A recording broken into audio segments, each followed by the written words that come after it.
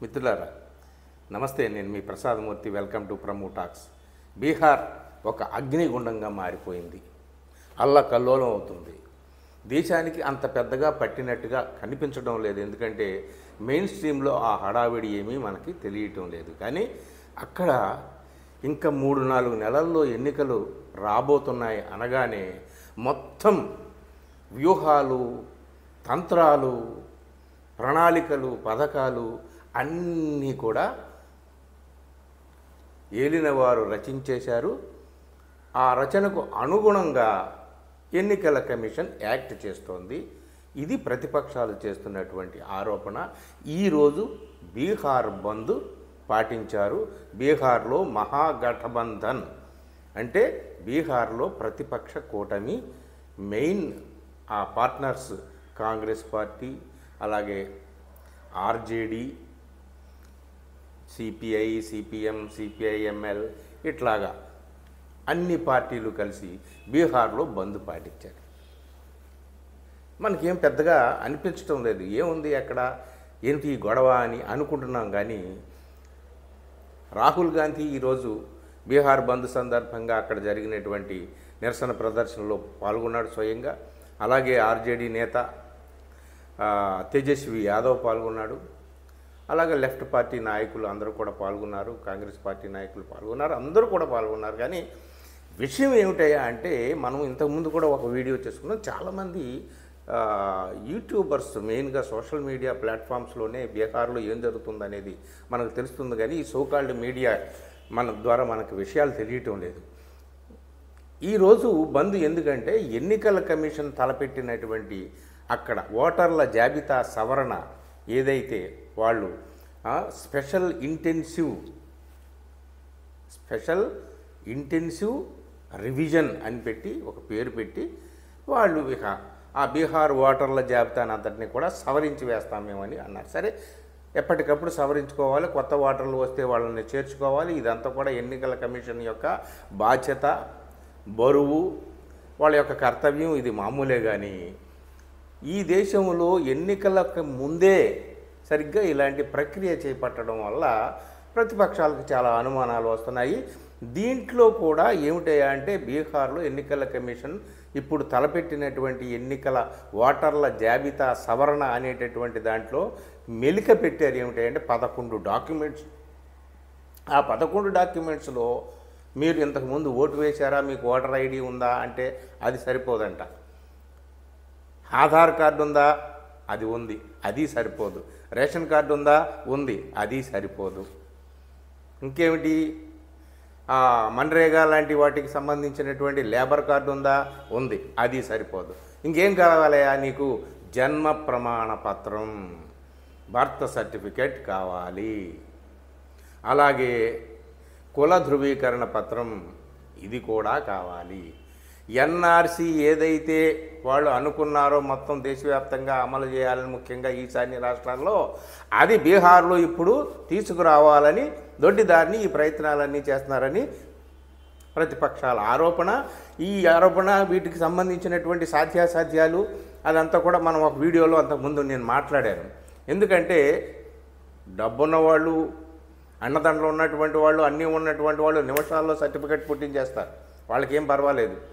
దాదాపు 3-4 కోట్ల మంది బీహారీలు ఎక్కడెక్కడో బతుకు తెరువు కోసం వెళ్ళి వాళ్ళు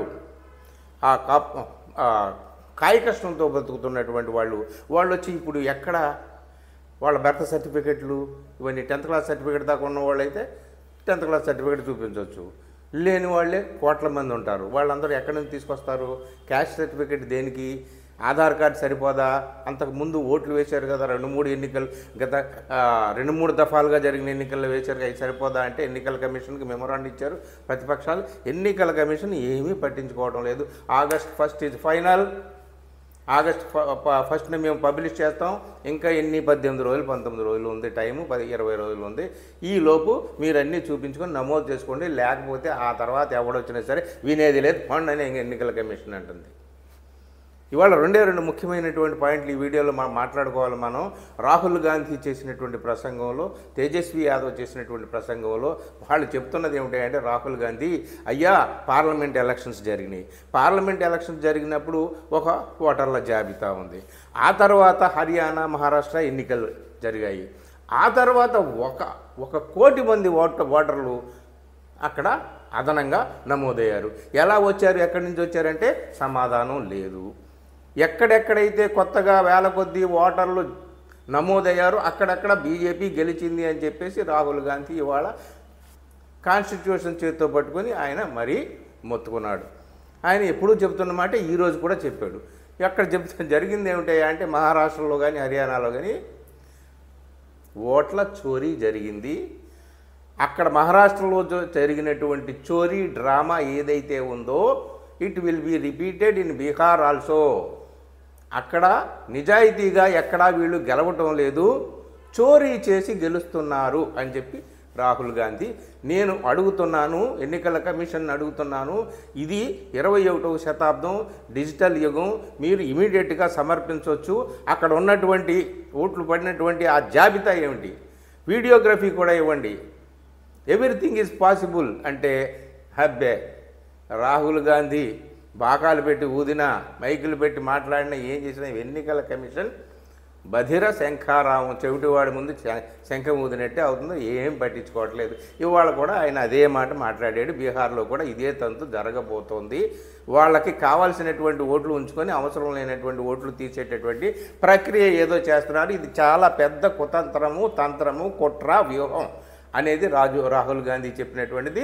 తేజస్వి యాదవ్ అయితే ఇంకొక అడుగు ముందుకు వేసి, గుజరాతీలు బీహారీలని దోచుకోవడానికి కుట్రలు చేస్తున్నారు అని చెప్పాడు. గుజరాతీలు ఎవరంటే, ఇక ఏలిన వారు ఎవరో మనకు తెలుసు, వాళ్ళు బీహారీలని దోచుకోబోతున్నారు అంటే, పేదవాళ్ళని, కటిక దరిద్రుల్ని, నిమ్న వర్గాలు, దళిత బహుజనులు వీళ్ళందరూ కూడా ప్రతిపక్షాలకి మద్దతుగా మద్దతు పలికేటటువంటి వాళ్ళు కాబట్టి, వాళ్ళు ఎక్కడెక్కడ బలంగా ఉన్నారో వాళ్ళని తప్పించేసేటటువంటి కార్యక్రమం చేస్తే మన విజయం ఈజీగా అయిపోతుంది. ఇది ఇంత గొడవ, ఇంత గందరగోళం ఎందుకు చేస్తున్నారు, అంత అర్జెంటుగా ఎన్నికల కమిషన్ ఎందుకు చేస్తుంది ఈ మహాయజ్ఞం లాంటిదని అంటే, వాళ్ళు ఓడిపోతామని ముందే తెలుసు కాబట్టి, దొడ్డిదారిని గెలవడం అనేటటువంటిది అలవాటైంది కాబట్టి, ఎలాగూ ఎన్నికల కమిషన్ ఉంది కాబట్టి దాని ద్వారా తమ పని తాము చేసుకుపోతామని చెప్పేసి అధికార పక్షం ఆలోచిస్తుందని చెప్పేసి ఈరోజు బీహార్ బంద్ చేశారు. బంద్ సందర్భంగా నిజంగా ఎంత ప్రదర్శన, అక్కడ ప్రతిపక్షాల ప్రదర్శన కనిపించిందంటే, ఈరోజు వీడియోలు చూస్తుంటుంటే అదేదో మహా విప్లవంలాగా అంత జన ప్రపంచం అన్నమాట. అంటే ఒక ప్రదర్శన, బల ప్రదర్శనలాగా ప్రతిపక్షాలకి ఇంత బలం ఉందా బీహార్లో, రేపు ఎన్నికలు నిజాయితీగా జరిగితే ఏం జరుగుతుంది అనేటటువంటిది ఒక ఉదాహరణగా, నమూనాగా ఇవాళ అక్కడ ఆ నిరసన ప్రదర్శనలు ఇవన్నీ కూడా జరిగినాయి. ఏది ఏమైనా మిత్రులారా, ఈ దేశంలో ఎన్నికలు ప్రక్రియ, పారదర్శకత ఇదంతా కూడా బోనెక్కిందండి, బోన్లో నిలబడిందండి. సమాధానం చెప్పాల్సినటువంటి వాళ్ళు చెప్పట్లేదండి, అడగాల్సినటువంటి వాళ్ళు అడుగుతున్నారండి. అల్టిమేట్గా దీని మీద తీర్పు చెప్పాల్సినటువంటి వాళ్ళు జనమే, ఓటర్లే. అయితే ఆ ఓటర్లలో కూడా కొంతమందిని తప్పించేసి, కొంతమందిని అదృశ్యం చేసేసి, మాయం చేసేసి, ఏదో ఒక రూపంగా తాము గెలవాలని ప్రయత్నం చేస్తున్నారు వీళ్ళు అని చెప్పి ప్రతిపక్షాల వాదన. ఎన్నికల కమిషన్ అయితే వీళ్ళ గొడవ ఏమీ పట్టించుకోవడం లేదు. ఈరోజు బంద్ సందర్భంగా కొంత హింసాత్మకమైన కార్యక్రమాలు కూడా అక్కడ చోటు చేసుకున్నాయని కూడా మనకు తెలుస్తుంది. ఏది ఏమైనా సరే, మరి ఇప్పుడైనా సరే ఇంత తీవ్రమైన నిరసన వ్యక్తమవుతుంది, ఈ సందర్భంగానైనా కనీసం ఎన్నికల కమిషన్ స్పందిస్తుందా లేదా, ప్రతిపక్షాలు చేస్తున్నటువంటి ఆరోపణల మీద ఎన్నికల కమిషన్ ఏమైనా చర్యలు తీసుకుంటుందా లేదా అనేటటువంటిది మనం వేచి చూడాలి. వేచి చూడడమే మన వంతు. ప్రతిపక్షాల ఆరోపణ అయితే ఇది మహారాష్ట్రలో, హర్యానాలో జరిగింది, మీరు దొడ్డిదారిని విజయం సాధించారు, అది దొంగతనమే చేశారు. అలాంటి దొంగతనమే బీహార్లో కూడా చేయబోతున్నారని చెప్పి ప్రతిపక్షాలు ఆరోపణ చేస్తున్నాయి. మరి ఎన్నికల కమిషన్ మాత్రమే దీనికి సమాధానం చెప్పాలి. కానీ ప్రతిపక్షాల ఆరోపణ ప్రకారం ఏమిటంటే ఎన్నికల కమిషన్ రాజ్యాంగబద్ధంగా వ్యవహరించాలి, కానీ రాజ్యాంగబద్ధంగా కాదు, రాజ్యాంగానికి రక్షకుడిగా కాదు. ఎన్నికల కమిషన్ కేంద్రంలో అధికారంలో ఉన్నటువంటి వారి జేబు సంస్థగా మారింది. వారి ఇషారా మీద, వాళ్ళ సూచనల మీద, వాళ్ళ ఆదేశాల మేరకు ఎన్నికల కమిషన్ పనిచేస్తుంది. కాబట్టి అది కేంద్రంలో అధికారంలో ఉన్నటువంటి, ఏలుబడిలో ఉన్నటువంటి వారి యొక్క సంస్థ, వారికి సంబంధించింది. కానీ ఇది దేశానికి, ప్రజలకు, ప్రతిపక్షాలకు సంబంధించినటువంటిది కాదు. ఇది పక్షపాతంగా వ్యవహరిస్తుంది ఎన్నికల కమిషన్ అని డైరెక్ట్ అటాక్ ప్రతిపక్షాలు ఈరోజు చేశాయి. మరి దీనికి ఎన్నికల కమిషన్ రెస్పాన్స్ ఎలా ఉంటుందో మనం వేచి చూడాల్సింది. Thank you very much. Video నచ్చితే మిత్రులు షేర్ చేయండి.